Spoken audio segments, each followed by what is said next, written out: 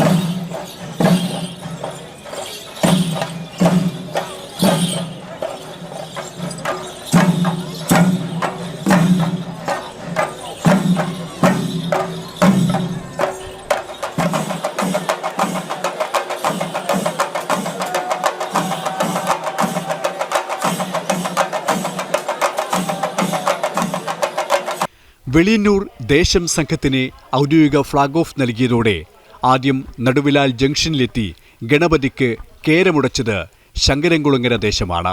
സസ്പെൻസുകൾ നിറച്ച നിശ്ചല ദൃശ്യങ്ങളും വടക്കനാഥ ക്ഷേത്രത്തിന്റെ പ്രദക്ഷിണ വഴികളിലേക്ക് ഓരോന്നായി എത്തി. വ്യത്യസ്തതകൾ നിറച്ച നിശ്ചല ദൃശ്യങ്ങൾ കാണികൾക്ക് നവ്യാനുഭവം നൽകി.